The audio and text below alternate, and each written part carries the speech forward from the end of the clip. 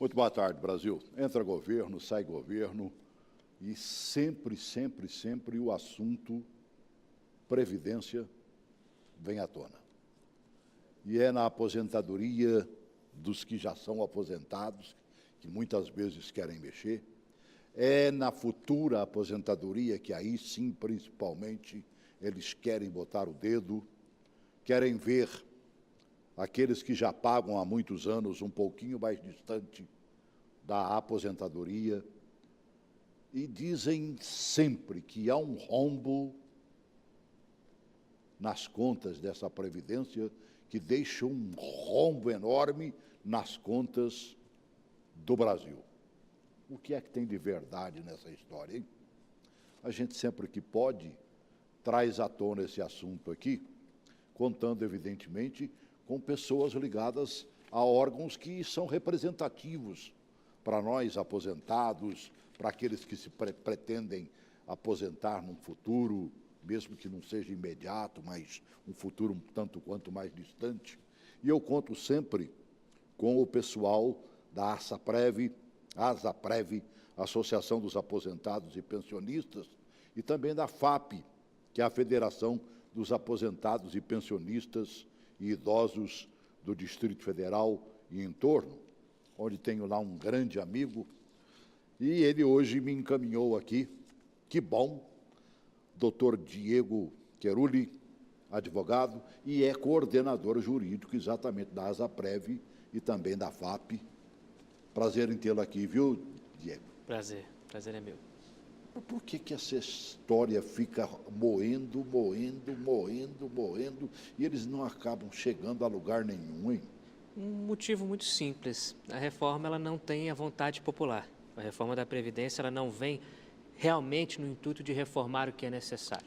Ela está vindo na ideia de ceder esse espaço de mercado previdenciário para o mercado financeiro. A ideia da reforma da Previdência hoje que está em voga é ceder esse espaço de mercado previdenciário para o mercado financeiro, desestimulando a sociedade da proteção social que hoje a Previdência Social Pública garante. E todo governo que entra fica sabendo do tamanho do rombo que existe, que eu não sei se é tão grande assim, porque há aqueles que dizem que o rombo não é tão grande como dizem ser. Na verdade, esse rombo é tão violento assim, ou realmente alguns têm razão ao dizer que o buraco é menos embaixo, não é mais embaixo? Antes de mais nada, é importante ressaltar que é necessária uma reforma Mais que do que nunca. equilibre o sistema e que adeque o sistema às novas realidades. O que nós vemos, inclusive, foi objeto de uma CPI, de uma Comissão Parlamentar de Inquérito no Senado Federal, que avaliou as contas da Previdência, é que o rombo não existe, não existiu até o ano de 2016. O que fazia o rombo existir é a mescla de despesas no orçamento da Seguridade Social de forma inconstitucional. A Seguridade Social, Marco, ela é composta de 3 pontos, que é a Previdência do regime geral, que é a assistência social, que lida com o benefício de prestação continuada do idoso, da pessoa com deficiência, Bolsa Família, etc., e a saúde. As três áreas interligadas, as suas despesas não ultrapassam as receitas até 2016, ou seja, teve superávit até 2016, um resgate histórico. O que eles geram, que eles calculam para gerar o déficit, é misturar a receita, a despesa da Previdência com o servidor público, como despesa da Seguridade Social, o que é inconstitucional, e também misturar a despesa do militar reformado e dos anistiados também como despesa da Previdência. E não é, isso não pode acontecer. Tá? Então, separando as contas, até o ano de 2016, a Previdência do regime geral, INSS, foi superavitária. Uma coisa que mais me chamou a atenção, sabendo que você vinha, né? Meu amigo João Pimenta, que preside, né, essas instituições, que hoje está com o gogozinho, né, falando rouco demais, por isso não está do nosso lado aqui, faz muita falta, viu, Pimenta? Mas, veja bem, eu vou buscar alguns vídeos. E aí eu peguei vídeo ainda, acho que da época da campanha do Bolsonaro. E um me chamou a atenção, apesar do vídeo em si ser a imagem ruim, eu falei, não, mas vou aproveitar, porque são 20 segundos, até porque, como diz outro, dizem que o Bolsonaro não tinha grana de campanha para comprar uma câmera que prestasse. Então, por isso, ele fica com aquelas imagens terríveis das redes sociais dele. Mas ele dizendo que o governo lança a mão de 30% de toda a arrecadação que entra para a Previdência. Isso eu ainda não tinha ouvido direito, não. Coloque aí. Um grande problema da Previdência. As fontes de receita da Previdência, né, formam um bolo. Nesse bolo, o governo mete a mão em 30%, chamado desvinculação de receita da União, e vai para outro lugar. Se esse bolo não fosse para outro lugar, voltasse para cá, permanecesse onde está, aí a Previdência estaria equilibrada. Isso é verdadeiro? É verdadeiro, sim, Marco. É verdadeiro. O que acontece? A receita da Seguridade Social envolve uma série de contribuições sociais, PIS, COFINS, contribuição sobre lucro líquido, a contribuição da folha de pagamento do empregador e do empregado, e isso gera um montante muito grande.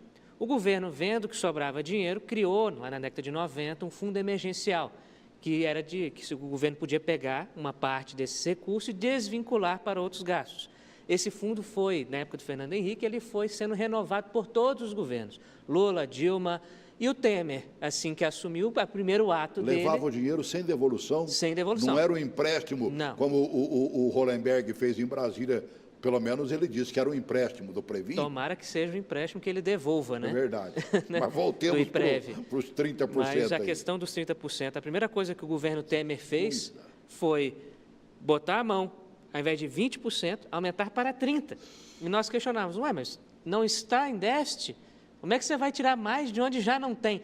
E isso até hoje não foi explicado, né? Isso não se explica, a mídia não fala, né? Ainda bem que vocês, com canais democráticos como este, estão falando sobre isso, porque é difícil as pessoas compreenderem. Nunca tinha ouvido falar, mano. É a tal da DRU, que nós chamamos, desvinculação das receitas da União. Ele desvincula as receitas vinculadas para a Seguridade Social, Assistência, Previdência e Saúde, para gastar com outras áreas. E, normalmente, é pagando juros da dívida pública, porque esse dinheiro também não vai em benefício direto para a sociedade. Bolsonaro, pelo menos, está sabendo disso. Sabe, vamos ver se ele vai acabar. Claramente. Né? Agora, tomara que ele tome uma atitude a esse respeito. É, verdade. Tomara que ele acabe com isso. É verdade que o rombo no Brasil é tão grande que você vive tirando daqui para tapar ali e acaba não tampando lugar nenhum, né? Não é bem assim também. Não? Não, a Auditoria Cidadã da Dívida Pública, presidida pela Maria Lúcia Fatorelli, uma grande economista. Grande economista. Quero trazê-la um dia aqui, se Deus ela quiser. terá o maior prazer, com certeza. Ela fez vários estudos nacionais e internacionais demonstrando que o Brasil, ele repete históricos de países que quebraram em virtude da dívida pública. Hoje nós pagamos mais de 50% de juros da dívida pública, porque esse valor não é amortizado. Então, o Brasil, de tudo que nós arrecadamos, 50% fica com o banco, fica com a instituição financeira, fica com movimentação financeira dos juros da dívida pública. Imagina o que seria o nosso país com 100% de suas receitas destinadas à sociedade. E isso também ninguém fala. A dívida pública é um tabu que governo nenhum até hoje quis auditar. Verdade. Ninguém bota o dedo nessa ferida, né? Ninguém bota o dedo. E nesses 30%, por que não bota o dedo logo? Eu acredito que mais 30% no bojo do todo da Previdência, o rombo praticamente não existiria, né? Não existiria, muito embora os cálculos eles são feitos considerados 100%. Quando nós calculamos para ver se existe déficit ou não, nós calculamos 100%, nós não consideramos essa retirada, porque essa retirada, ao nosso ver, ela perdeu a sua função constitucional e hoje ela passa a ser inconstitucional, mesmo que o governo tenha aumentado ela sem um justo motivo. Então, como é que você está tirando de onde não tem, você está alocando aonde esse valor, que você não justifica, e nós não sabemos para onde que é retirado. Só que o governo diz que tem déficit, tira de onde já não tem. Verdade. E ninguém sabe o que vai fazer com isso. Ninguém sabe o né? que vai fazer. A prova disso é o seguinte, desde que o Bolsonaro anunciou a vinda dele, já nesta semana, hoje ele estará falando com o presidente Temer, né, nesta quarta-feira, nós vimos que o assunto Previdência veio à baila, porque ele trataria com o próprio presidente e também com o presidente da Câmara, do Senado, como já o fez, né, tentando achar um buraco para pelo menos aprovar alguma coisinha na área previdenciária ainda neste governo. Mexeu com o Congresso Nacional, Câmara, Senado, mexeu com todo mundo. A TV Senado fez uma matéria exímia a esse respeito e eu faço questão de colocá-la, embora ela tenha sido feita na semana passada. Mas ela está tão atual, mas tão atual, que eu não acredito que tenha mudado alguma coisa. Vai lá.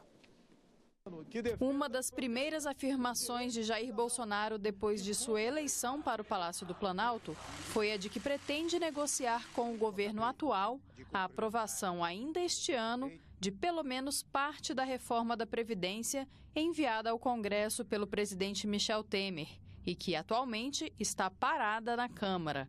Ele sinalizou que virá a Brasília para tentar este acordo. Buscaremos, junto ao atual governo, Michel Temer, aprovar alguma coisa no que está em andamento lá, como a reforma da Previdência, se não num todo, em parte do que está sendo proposto, porque evitaria problemas para o futuro governo, no caso, seria eu.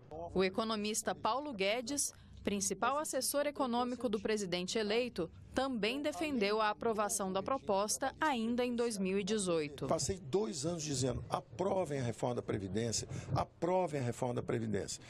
Então, é evidente que eu não posso só agora, porque passei para o governo e botei um chapéu, vou falar não aprovem a reforma da Previdência. Mas, para retomar a reforma da Previdência antes do fim do mandato de Temer, seria preciso suspender a intervenção federal na área de segurança pública do estado do Rio de Janeiro, já que se trata de uma emenda à Constituição.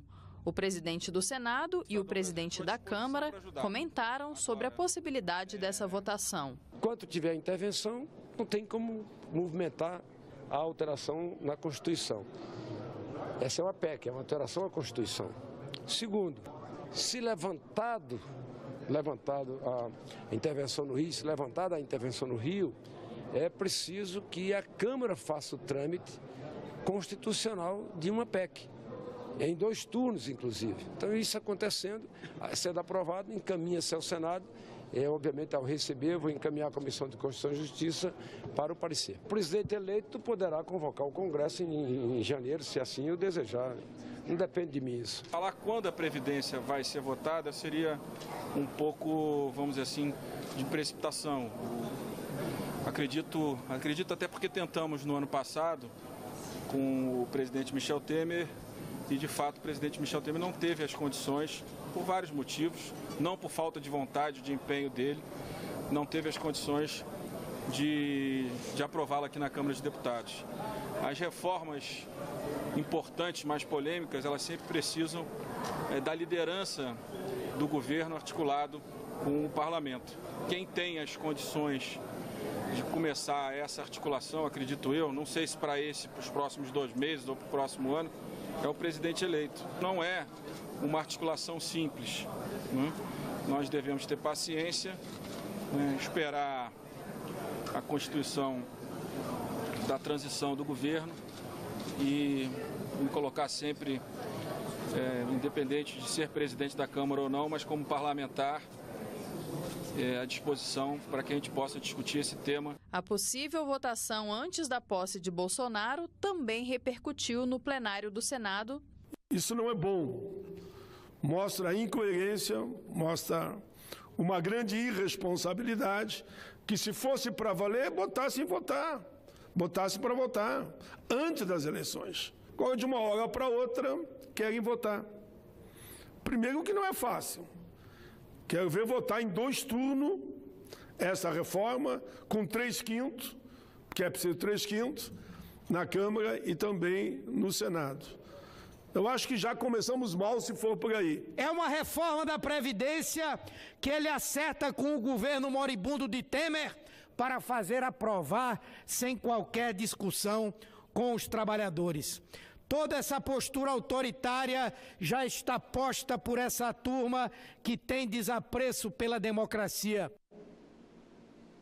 Caramba, um é oposição, mas uma oposição mais regrada, né? O outro bate para valer, né? Com certeza. O moribundo do governo Temer, é triste isso. É verdade, é verdade. Afinal de contas, você consegue, você milita nessa área como ninguém, né? Acompanha, inclusive, as decisões de Congresso e tudo mais.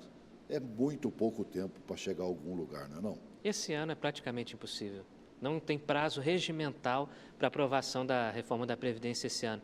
Em especial porque nós temos a Federação de Brasília, junto com outras entidades, aí, auxiliando o senador Paulo Paim, o deputado Arnaldo Freire de Sá, ingressamos com mandado de segurança no Supremo Tribunal Federal, justamente para que a intervenção federal não seja suspendida provisoriamente para passar a reforma da Previdência. A ideia da Constituição, quando ela vedou a reforma constitucional em momento de intervenção federal, não foi para se criar uma burla, foi para não poder.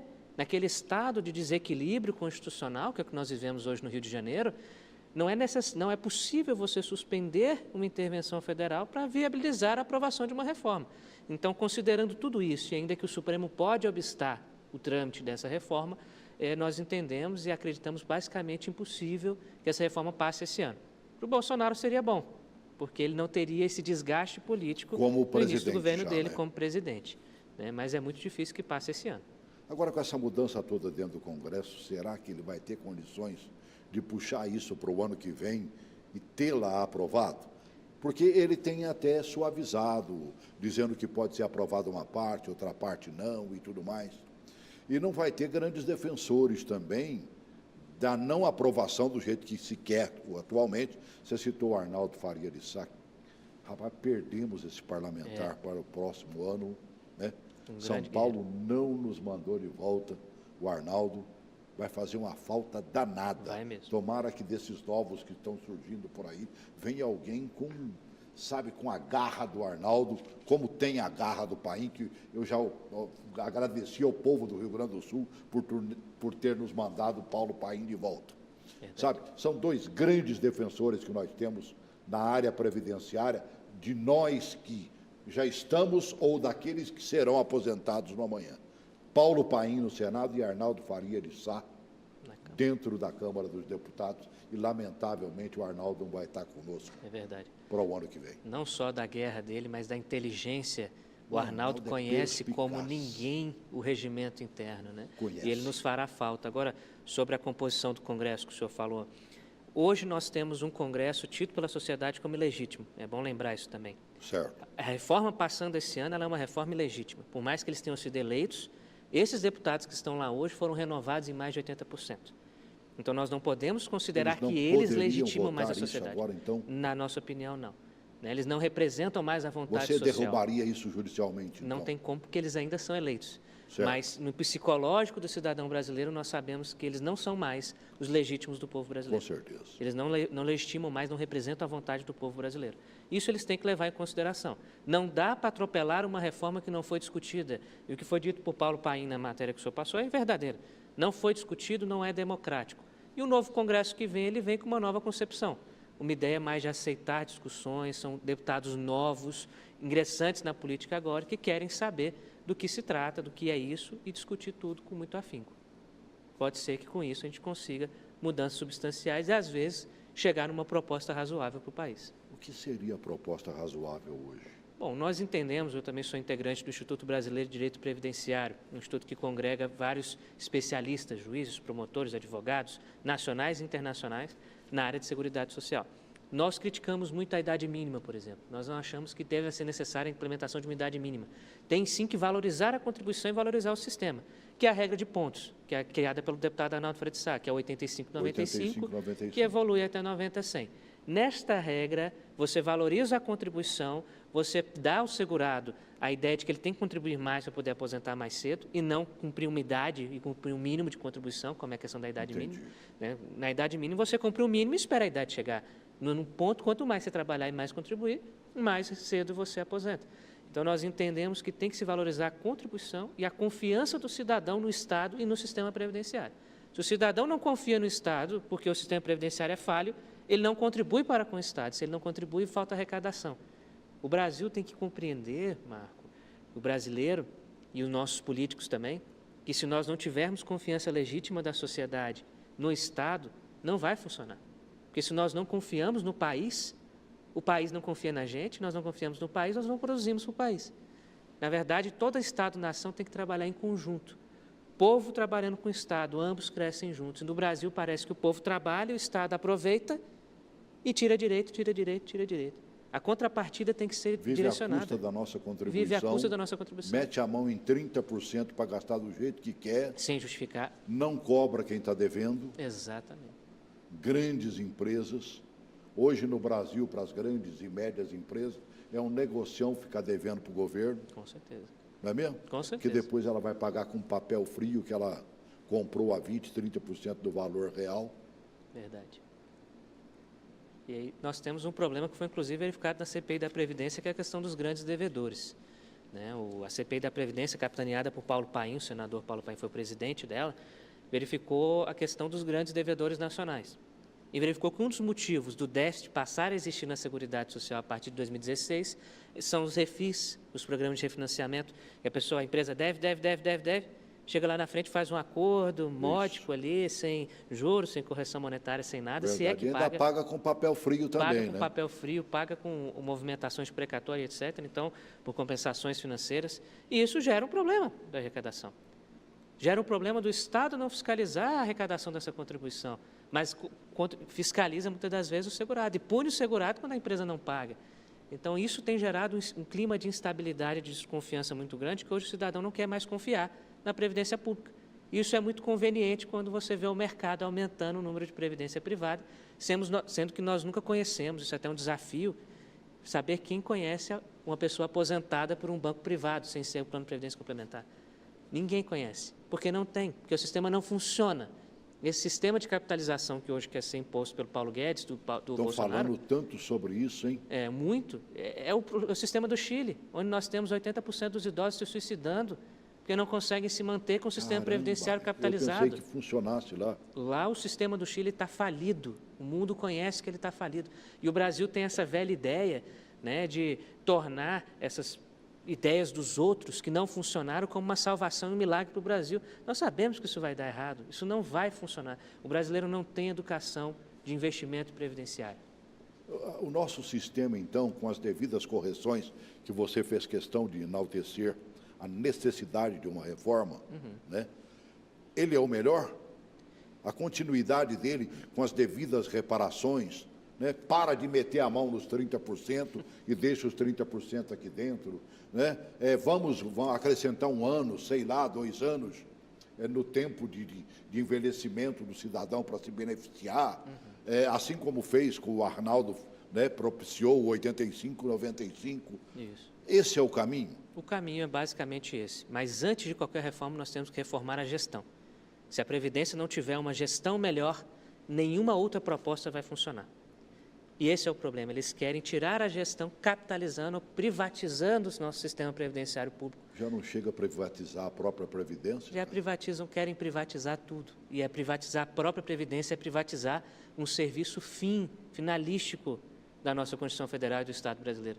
Isso seria, obviamente, totalmente inconstitucional, inclusive já tem juristas preparando eventuais ações para tentativas de capitalização previdenciária, do sistema, do modelo previdenciário. O nosso modelo, como o senhor perguntou, ele é bom, ele ajuda a sociedade, ele tem uma amplitude de acesso, ele protege o risco, ele não funciona perfeitamente por falta de gestão, que é a questão hoje dos benefícios por incapacidade, que o governo entende o maior problema da Previdência.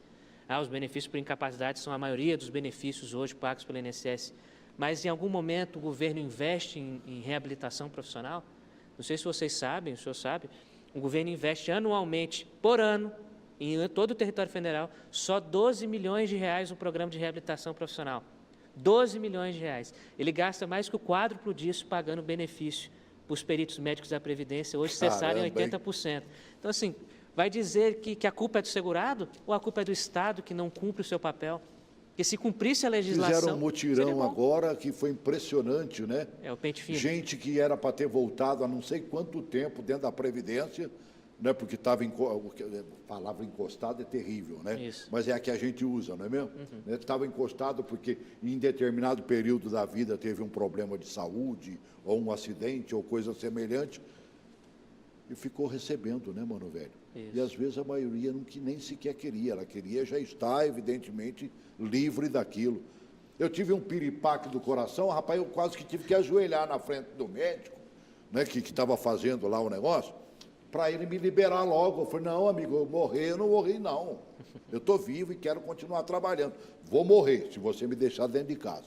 Se eu não voltar a trabalhar, aí é complicado demais. Eles parecem que estão lá para complicar a situação, né? Não necessariamente. O que nós vemos hoje é o INSS com alto índice de indeferimento de benefício por incapacidade. Muitas pessoas que estão em estado de miserabilidade, muito doentes, e o INSS não reconhece o direito. Espalhou-se um mito com essa questão do pente fino, né, que é essa perícia reavaliadora, né, de que tinham muitos segurados recebendo indevidamente. e que 80% dos benefícios foram cessados. Engodo, mentira. Mas parece que eles estão cortando todo mundo agora. Estão cortando todo mundo, 80% dos reavaliados estão sendo cessados. Só que gera um problema, está aumentando a judicialização, porque todo mundo que teve o benefício cessado vai para a judicialização. Eu tenho um caso até. Isso é um gargalo terrível, né? Eu tenho vários casos e posso te licitar um. Eu vi uma matéria sobre isso, muito interessante.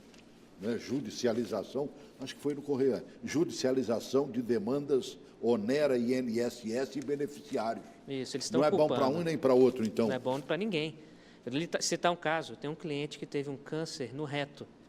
Ele teve que tirar o reto para poder ficar melhor e fazer a quimioterapia. Sim. Com isso, ele está com incontinência fecal de forma definitiva. Tem que usar fraldão, um pai de família com 3 crianças, 48 anos de idade, segurança armado, 58 anos de idade. O INSS diz que esse cidadão está apto para trabalhar. Então, que tipo de trabalho o Estado e o INSS quer que essas pessoas exerçam? Um trabalho forçado, um trabalho que vai terminar de matá-las? O sistema previdenciário serve para proteger o risco, para garantir bem-estar e não para ser um motivo de, como se diz, de um assassinato aí não voluntário, né? Então, nós estamos vendo uma situação complicada do sistema de previdência no que tange os benefícios por incapacidade. Isso tem que ser olhado. Hoje, a Justiça está sem dinheiro para pagar a perícia médica. As perícias médicas judiciais hoje acabou o dinheiro pela quantidade de judicialização. Isso é um problema que nós temos que ver. Será que a judicialização é culpa do segurado ou é ineficácia de gestão? Ineficácia, né? É ineficácia de gestão. Ninguém apela se realmente... Não tem direito. Não tem direito. Exatamente. Ainda mais agora que inventaram que se o cara perder, ele paga, né? Exatamente, que é a tal da sucumbência, né? Se o cidadão apelar em cima da Previdência Social e ele não tiver direito, as custas vão para ele. A não ser que ele tenha gratuidade de justiça. Se ele tiver gratuidade, ele não paga nada. Mas hoje pensam em reformar esse sistema para impor esse ônus ao segurado. Evitar que esse segurado entre na justiça contra o INSS. Que coisa de doido. É um absurdo. Nós já vimos, por exemplo, nesses 30%, que o Bolsonaro sabe de algumas coisitas mais. Eu achei interessante o Bolsonaro falando da questão previdenciária lá no Sindifisco, ainda na época da campanha. E separei lá 2 minutinhos. Eu achei que ele cita 2 ou 3 coisas ali que eu gostaria que você depois explicasse para a gente. Coloque aí, por favor. Eu estava no Piauí quando foi anunciado no governo Temer aquela reforma da Previdência. E falei, não vai passar. Não é o que o Temer quer, o que o Meirelles quer, que era ministro na época, né? É o que pode passar nos filtros chamado Câmara e Senado. E minha mãe sempre dizia, né? Remendo novo em calça velha, não vai dar certo. E meu pai também dizia que a gente vivia numa região lá do Rio Ribeira de Guape, a molecada pegava as canoas para ir buscar jabuticaba em algum lugar, se furar a canoa, rema para o barranco, depois tirar a água da canoa. Nós estamos querendo tirar a água da canoa com a canoa dentro d'água, não vai dar certo. Como nós temos que primeiro conter, segurar, evitar que apareçam os marajás, que vêm do serviço público. Vou contar um exemplo claro do Rio de Janeiro, que se aplica acredito que em todos os estados, talvez todos os estados. Câmara Municipal do Rio de Janeiro, o senhor está concursado lá, ganha 10 mil por mês. O senhor vai trabalhar no gabinete de um vereador, ganha um cargo de comissão de 10 mil. 8 anos depois, o senhor passa para 20. Mais 8 anos, o senhor passa para 30. Vamos, no meu momento, acabar com as incorporações. O que o prefeito Eduardo Paes, nos últimos dias da Prefeitura do Rio, fez lá no Rio de Janeiro? Estendeu o direito às incorporações aos servidores do Executivo. Então, vamos, no primeiro momento, vamos acabar com as incorporações, você acaba com a fábrica de Marajá. Outras coisas você tem que fazer. A idade está aumentando, a nossa expectativa de vida está, sim. Na proposta do Meirelles, do Temer, estava lá os 65 anos, inclusive para policial militar do Major Olímpio que está aqui. A expectativa de vida do policial militar do Rio está em torno de 50 e poucos anos de idade. Está lá 3, 4 por semana que perde a vida, fora os que ficam com problemas de tiros, né, que tendo em vista a vida que ele leva depois de reformado, diminui a expectativa de vida dele também. Até costumava dizer, né? O Major Olímpio disse para mim, o policial vai usar o fuzil como uma arma ou como uma bengala? Não é assim, vamos lá, não é assim, vamos com calma. Vai quebrar? Como está, vai quebrar. Mas dá para começar a resolver isso aí. E o grande problema é realmente o serviço público. Esse é o grande problema. O outro lado, você combate fraude, mexe alguma coisa e vai devagar. Se quiser resolver tudo, vai ficar um discurso, vai haver um desgaste e não vai resolver. A esquerda, foi, em especial o PT, que mais torceu para essa proposta vir ser votada, porque eles saberiam que a proposta não seria aprovada e quem votasse favorável estaria marcada por ocasião das eleições futuras. Temos conversado com a equipe econômica também, a ideia é uma nova previdência surgindo, quem quiser ir para lá vai, tem uma regra definida, quem quiser continuar na outra. Mas, algumas mudanças, vamos com calma. Se o Temer agora, por exemplo, a questão do serviço público, não, vamos falar do homem, se aposenta com 60 de idade e 35 de contribuição. Se ele passar para 61 e 36, deixa quem assumir o ano que vem, passar para 62 e 37. Se isso for realmente algo que seja prudente para nós evitar que a Previdência quebre. Vai com calma, vai devagar que dá para chegar lá. Apenas fazer um discurso para agradar o mercado, o pessoal do mercado conversou muito comigo, apesar da minha inexperiência, me criticaram lá atrás, mas hoje, em grande parte, concorda comigo. Vai devagar e sempre que nós chegamos lá. É devagar e sempre, é? Muito, sempre. Devagar, conversando, pensando, sobre tudo antes de tomar a decisão. Marajá do serviço público, a tal da incorporação. Tem como acabar com isso? Bom, nós temos um problema jurídico grave, que é o direito adquirido. Essas pessoas têm direito adquirido a essa regra que leva à integralidade e paridade, esses servidores públicos. Mas vale lembrar que a reforma do serviço público já aconteceu. Ela aconteceu com a Emenda Constitucional 41 de 2003 e em 2013 com a criação do Fundo de Previdência Complementar dos Servidores Públicos, que é o FUNPRESP. Quem ingressa no serviço público hoje, a partir de 2013, ele tem um salário calculado pela média aritmética, até o teto do INSS, como igual ao do INSS, e se ele quiser complementar, ele contribui para o sistema, para o FUNPRESP, se ele quiser. Ele opta se ele quiser, ele contribui se ele quiser. Se ele não quiser, ele vai receber só o teto do INSS. Se ele quiser complementar, ele paga esse fundo complementar. E nós? Se quiser uma coisinha melhor, tem que pagar para os bancos também, previdência privada? Exatamente. O servidor público também tem essa condição, vale lembrar. Ele pode contribuir para o FUNPRESP ou ele pode contribuir para um banco privado. Só que o FUNPRESP ele é muito melhor que o banco privado. Né? E nós também, com cidadãos vinculados ao regime geral, vinculados ao INSS, também podemos contribuir para o fundo complementar ou fazer a nossa própria poupança de investimento. Isso demanda uma educação de investimento enorme. Ele chamou a atenção para a questão da idade. Um policial aposentar-se no Rio de Janeiro aos 65 anos de idade, ele pode não chegar lá. Exatamente. Né? Com certeza.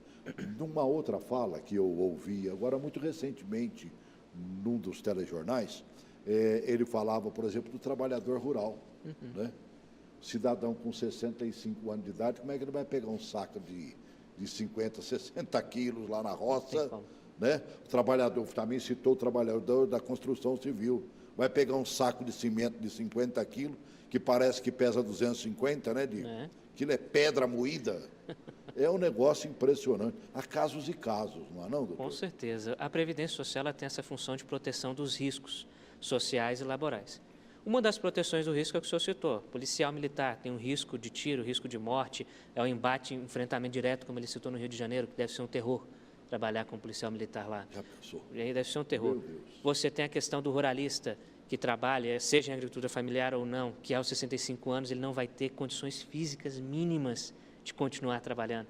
E você tem aí, por último, a questão do trabalhador na construção civil, mas nós temos médicos, dentistas e etc. A Previdência ela vem para abarcar o risco. E essas profissões de risco ela deve ter um tratamento diferenciado. Nós temos que tirar esse profissional do mercado antes que ele adoeça. Porque se ele adoeça trabalhando, ele vai virar um custo para o Estado. Ele vai virar um custo, além de um custo previdenciário, ele vai virar um custo para a saúde pública. Então, o Estado, por isso que essa política de seguridade social é interligada, saúde, previdência e assistência. Porque se a previdência falha, ela vai para a saúde. Por isso que esse sistema tem que ser muito engendrado, para que a despesa de um não passe para o outro. E a ideia da aposentadoria especial, das aposentadorias de risco, é tirar o cidadão daquele trabalho perigoso antes que ele adoeça ou que ele tenha algum acidente de trabalho que possa vir gerar custo para o Estado. Isso é um balde dos governos, né? Ele só pensa em dar assistência ao cidadão depois que ele está lascado, depois que o câncer chegou, depois que o cidadão está praticamente inoperante mais por uma paralisia ou por coisa semelhante, né? Ao invés de prestar o serviço anterior para que ele não chegue a esse tipo de problema. Isso acontece geral, né? Você faz dos hospitais só para atender a emergência. Você não tem um atendimento lá atrás para evitar que o cidadão chegue na emergência. Preventivo, né? Um atendimento preventivo. Coisa, não vão mudar isso nunca no Brasil. E deveria, até a própria concepção da palavra previdência, ela significa algo preventivo, você vai prevenir alguma coisa. Você está acobertando certos riscos, seja em razão da idade, seja do trabalho de condições de risco, seja em razão do tempo de contribuição elevado. Então, previdência é prevenção. E o Brasil ele não pratica prevenção em nenhuma das áreas. Ele prefere, por falta de gestão, custear o dano. E isso é muito mais caro do que se ele estivesse prevenindo que o dano acontecesse. Sempre que eu abro, né, para as redes sociais, para que façam perguntas e tudo mais, as perguntas basicamente são as mesmas. Eu me aposentei ganhando 3 salários mínimos. Estou ganhando 1,5. Eu me aposentei ganhando 4 salários mínimos. Estou ganhando 2, 2,5. Não vão tirar nunca esse achatamento. Então, não vão fazer uma correção, sabe, digna, não? Porque para quem ganha, entrou ganhando o salário mínimo, há uma correção decente. Pelo menos é a que acontece para o trabalhador Sim. que está em pleno exercício. Agora, para quem ganha mais de um salário mínimo, a tendência é chegar ao salário mínimo se ele viver pelo menos uns 10 anos depois de ser aposentado. Na verdade, o reajuste do benefício previdenciário acima do salário mínimo, ele não é vinculado ao reajuste do salário mínimo. Por isso que a gente costuma dizer que o aposentado do salário mínimo tem um reajuste maior. Não é que ele tem um reajuste maior, é que ele não pode ficar abaixo do mínimo. Por isso que ele tem, na verdade, em termos uma análise geral, um reajuste de fato maior. E a Previdência treme porque a maioria é de salário mínimo, né? Maioria. Hoje a média do benefício previdenciário é de R$ 1.300. Então nós temos pessoas aí que estão um pouquinho acima do salário mínimo que vão chegar no salário mínimo em um dado momento, porque o reajuste do benefício de manutenção ele é desvinculado do reajuste do salário mínimo. Isso foi uma opção legal em 94. O Congresso decidiu desvincular o salário mínimo e hoje nós temos o projeto de lei 4434, que a Federação de Brasília é uma das autoras junto com a COBAP, que tenta trazer à tona novamente esse reajuste do salário mínimo para os benefícios, considerando que o salário mínimo é o que reflete mais ou menos a inflação no país. É que seria o óbvio, né? Seria o óbvio, você reajustar a inflação ao benefício para que aquilo equivalha o mesmo valor, o benefício previdenciário tem o mesmo valor da época da concessão. E hoje, de fato, ele perde valor, ele não perde número, mas ele perde valor. Nesse rombo da Previdência, hoje, por exemplo, o trabalhador rural está pagando Previdência, pelo menos quando o patrão é digno, né? Faz com que isso aconteça. Nós vejamos, por exemplo, as nossas domésticas, que também antes não arrecadavam, hoje estão arrecadando. Mas teve um tempo lá atrás que, principalmente para o servidor rural, não que ele não mereça ter uma aposentadoria no final da vida, pelo contrário. Mas eles aposentaram aos borbotões e não havia uma mínima contribuição. Isso não deveria ficar no social do governo, ao invés de cair no social da Previdência? Essa foi uma opção dos nossos constituintes. O ruralista ele tem 2 divisões. Ele tem um rural empregado, que o empregador é obrigado a contribuir ele também, não é opção. Se o empregador não contribuir, o Estado tem que cobrar do empregador, que ele é o responsável por isso. E nós temos o produtor rural de agricultura familiar. O Estado preferiu, a Constituição preferiu acobertar este produtor rural de agricultura familiar com a ideia de proteção do êxodo rural. Nós tínhamos, na década de 70, um êxodo rural muito grande no Brasil. Sim. Pessoas saindo do campo para a cidade. Isso estava lotando a cidade, porque a cidade não tinha emprego para todo mundo. Gerava criminalização, mendicância, uma série de problemas sociais que era custo para o Estado. Então, o Estado pensou o seguinte: eu vou dar para eles a previdência, porque eles estão trabalhando, mas não têm condições de pagar. Eles estão trabalhando de fato, eu vou incluí-los no sistema previdenciário para que eles possam se aposentar e tenham um mínimo de dignidade para continuar no campo, ao invés de vir para a cidade, passar fome e virar mais um objeto da assistência social. Então, essa foi uma opção do legislador constituinte e que é louvável, foi feito no mundo inteiro, em vários aspectos aí diferenciados, mas no mundo inteiro adota isso para evitar o êxodo rural. Você tem batido numa tecla que eu acho interessante. Gestão, gestão e gestão. Mas, mesmo assim, surgem os salvadores da pátria, né?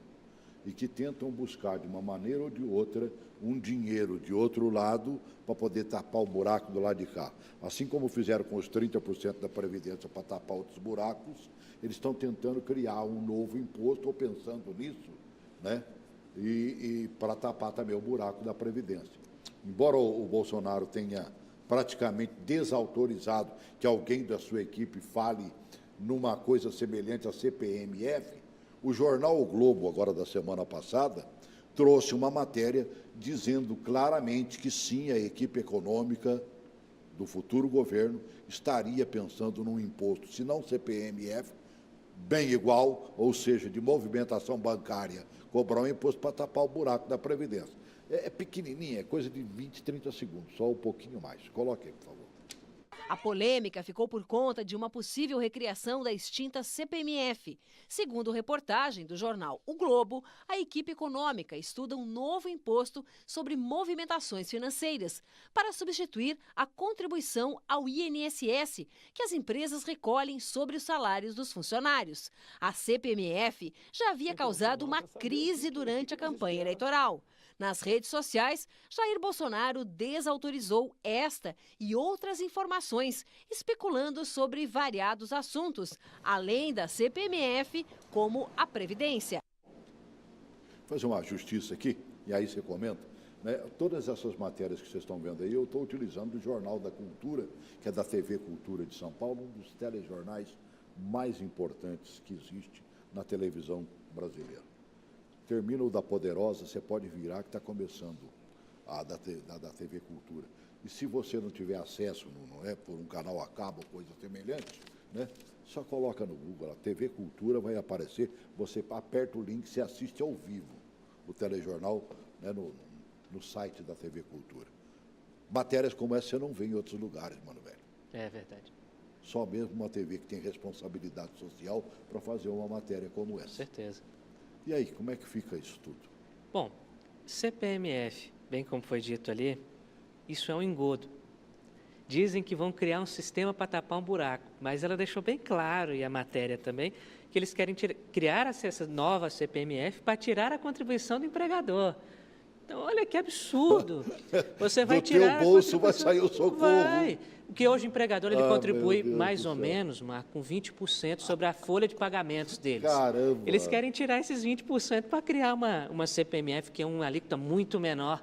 É absurdo, isso é absurdo, isso não funciona. Você tira a maior parte da arrecadação previdenciária que vem dessa contribuição direta da folha do empregador e do empregado para criar um imposto de alíquota menor, isso só favorece o mercado.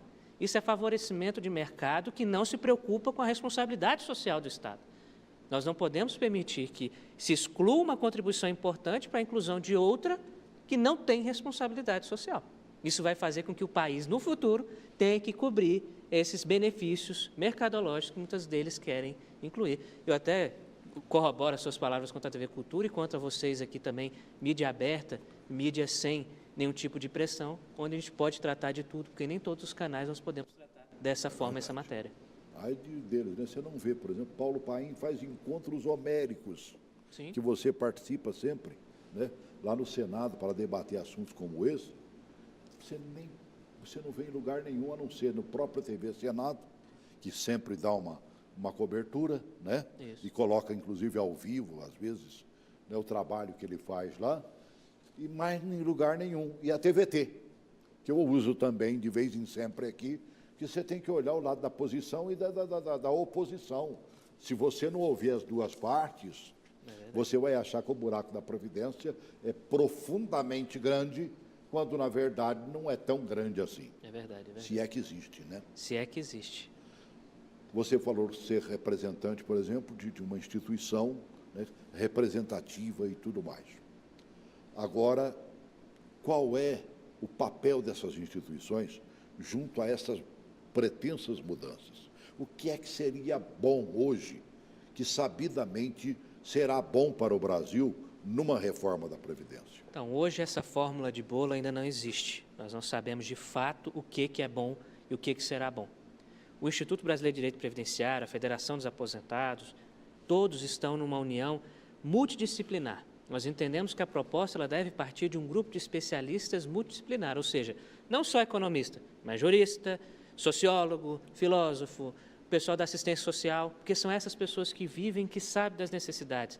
Não adianta fazermos uma reforma para agradar o mercado se desagrada a sociedade, que quem banca e quem faz o mercado no país é a sociedade.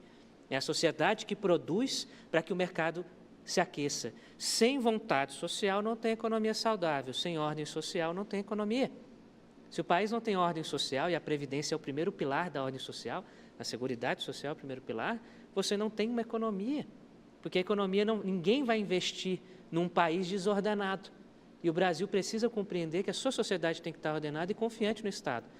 por isso nós entendemos que qualquer reforma ela tem que vir numa ampla discussão com um grupo multidisciplinar, formado por uma série de especialistas, e não só economista. O economista é um dos. E o que nós vemos hoje da reforma do Temer, da reforma da Dilma na época, e agora das reformas do Paulo Guedes, é que os economistas passaram a tomar o conhecimento previdenciário mundial.